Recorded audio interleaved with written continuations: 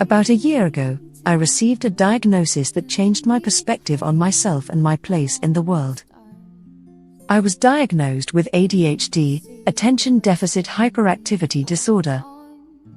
I like to joke about it as awesome disorder, but the reality is far more complex. ADHD is a neurodevelopmental condition that affects attention, impulse control, and hyperactivity. Managing ADHD has been a journey of discovery and adjustment. As I began to understand and navigate my ADHD, I started to notice something else, a lingering difference in how I interact with the world. This difference wasn't new, it's something I felt since I was a child. Looking back, I now think this difference might be related to autism.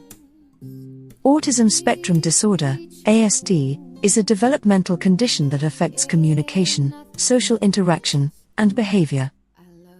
It's called a spectrum because it encompasses a wide range of experiences and manifestations.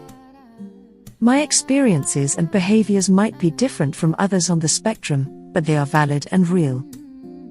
I want to share my journey with you, hoping it might resonate with some of you or offer insight into a different perspective on autism. A childhood of quirks. As a child, I had many quirks that seemed to set me apart from my peers. For instance, I absolutely dreaded doing the dishes. The smells, sounds, and textures of dirty dishes were overwhelming. I was also obsessed with cats, often dominating conversations about my favorite feline friends. Maintaining eye contact felt unnatural and uncomfortable, and I would often cry at the sound of automatic flushing toilets. These behaviors might seem minor or even comical in isolation, but they were part of a broader pattern that affected many aspects of my life. I was often labeled as overly sensitive or dramatic. "You're just being dramatic," I would hear. "You talk too much," or "You're so sensitive."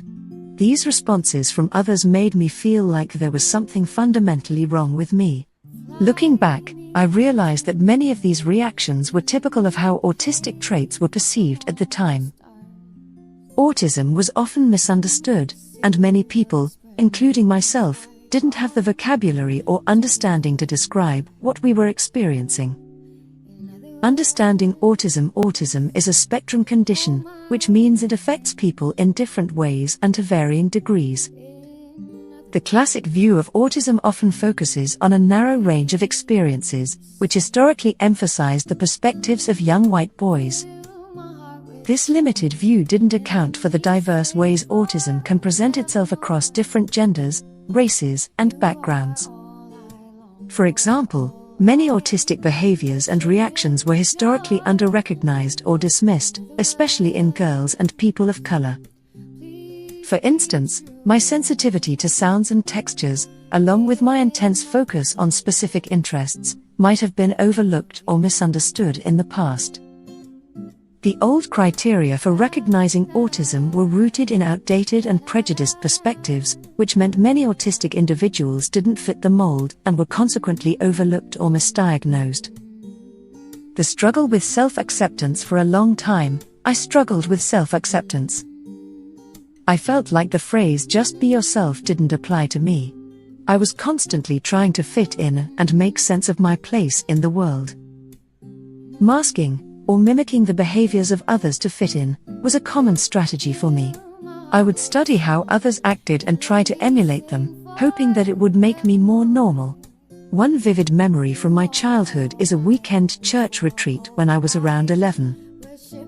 I didn't have many close friends in my youth group or at school. I was often bullied and struggled with social interactions. At the retreat, I tried to fit in by imitating what other kids did, but it backfired. I made an awkward comment about someone tripping, which was meant to be a joke but ended up isolating me further. This experience highlighted the difficulties I faced in understanding social cues and fitting in. Living with autistic traits. As I grew older, I continued to feel different. My brain felt like it was shaped like a bin, while everyone else's seemed like a legume, a subtle but significant difference. This metaphor might sound quirky, but it reflects how I felt out of sync with the world around me. Beans are a type of legume, but not all legumes are beans. Similarly, my experiences were part of a broader spectrum, but they didn't always align with societal expectations.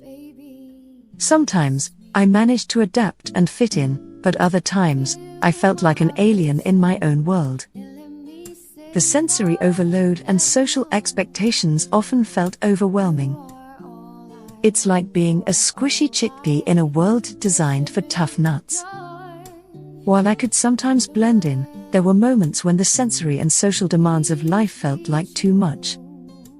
The reality of sensory overload. Sensory issues are a significant aspect of autism for many people. For me, sounds and textures can be overwhelming. For example, the sound of automatic flushing toilets still feels like a sensory assault. When faced with situations that are too noisy or uncomfortable, I struggle to cope. I've experienced shutdowns where my brain seems to go offline, leaving me feeling disconnected and overwhelmed. These experiences are often invisible to others. On the outside, I might appear calm and well-behaved, but internally, I could be struggling with sensory overload and emotional distress. Understanding and acknowledging these challenges is crucial for anyone who interacts with or supports autistic individuals. Misunderstandings and stereotypes. Misunderstandings about autism are common, and stereotypes can be harmful. People might assume that if someone doesn't fit the stereotypical image of autism, such as being nonverbal or needing significant support, then they can't be autistic.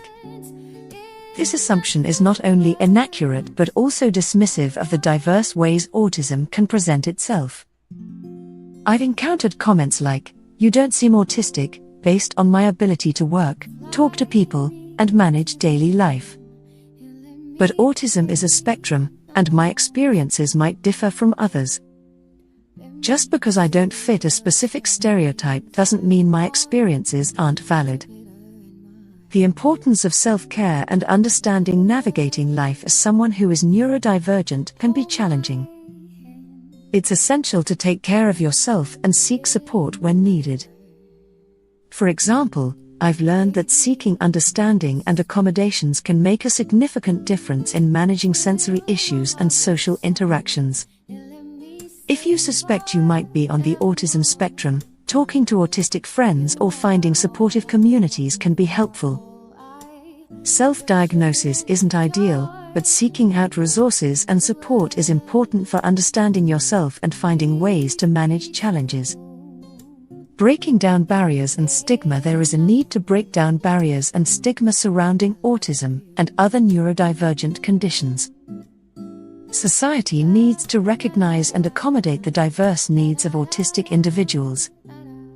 The world isn't always designed with neurodivergent people in mind, but that doesn't mean we don't belong or that there's something wrong with us.